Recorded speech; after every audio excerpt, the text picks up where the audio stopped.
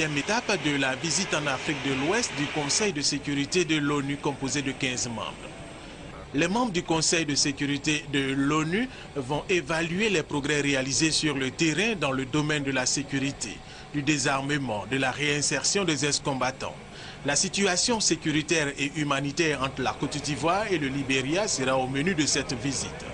Autre sujet auquel vont s'intéresser les membres du Conseil de sécurité de l'ONU, la réconciliation nationale, la bonne gouvernance, la lutte contre l'impunité et la consolidation de l'état de droit. Le but de la mission, c'est d'abord de constater les efforts que fait le gouvernement ivoirien après les événements malheureux que le pays a connus et les efforts qui visent à la promotion de la paix et de la démocratie dans le pays et également les efforts visant à stabiliser le pays au plan économique.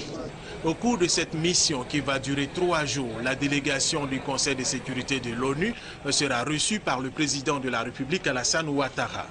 Elle rencontrera le Premier ministre, le président de l'Assemblée nationale, les représentants des commissions et groupes parlementaires, la commission Dialogue, Vérité et Réconciliation, les dirigeants des partis politiques, la société civile, la communauté économique des États de l'Afrique de l'Ouest. Et avant son départ, prévu mercredi, elle se rendra à l'intérieur du pays pour se rendre compte de l'évolution de la situation sécuritaire en Côte d'Ivoire. Le représentant du Togo et de la France a été convié par le président Guillaume Soro à une rapide visite pour apprécier l'état de dégradation du bâtiment qui abrite depuis 1958 la représentation parlementaire ivoirienne.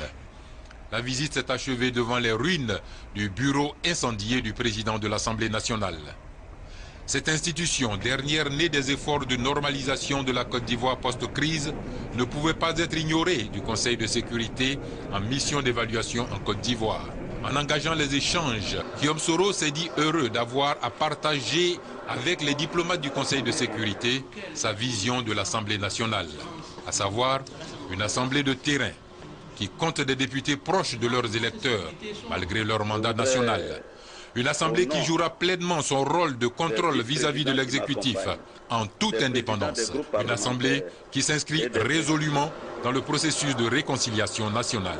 Les membres de la délégation du Conseil de sécurité ont souligné les efforts accomplis en 1 an dans le sens de la normalisation de la vie des populations et de la vie des institutions ivoiriennes.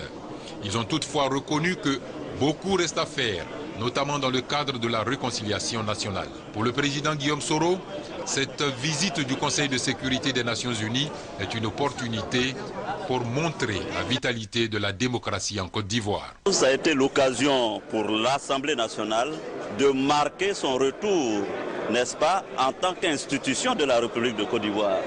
Et ça, c'est important. Vous savez que la communauté internationale a des critères pour jauger la vitalité de la démocratie en Afrique. Et en autres critères, il y a, n'est-ce pas, le bon fonctionnement des institutions.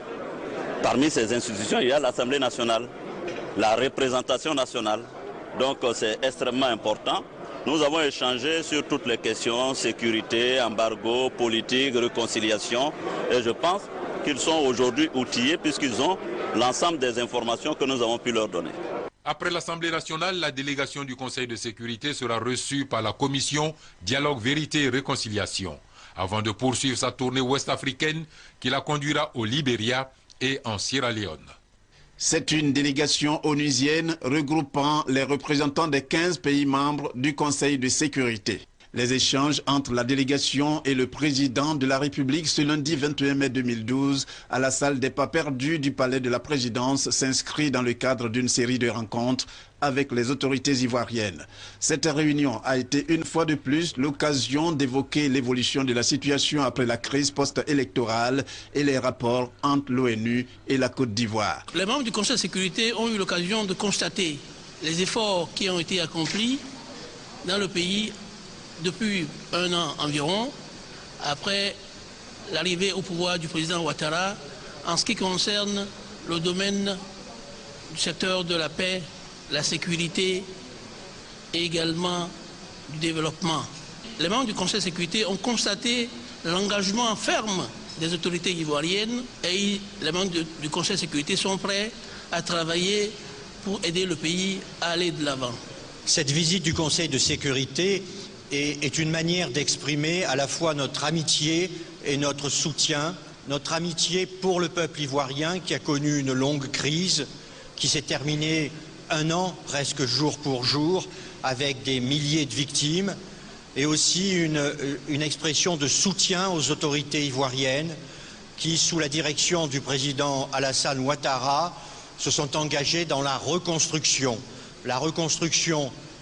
physique, mais aussi la reconstruction morale de la Côte d'Ivoire.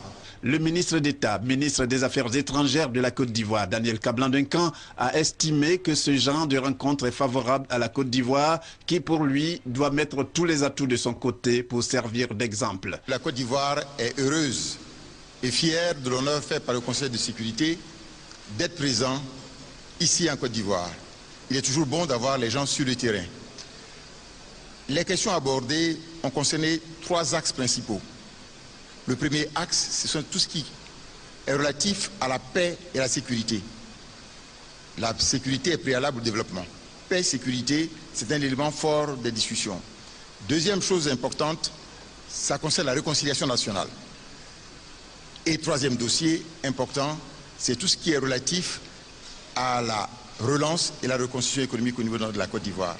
En plus des échanges avec les autorités de Côte d'Ivoire, la délégation du Conseil de sécurité de l'ONU, au cours de son séjour en terre ivoirienne, aura une rencontre avec la communauté des États de l'Afrique de l'Ouest, CEDEAO.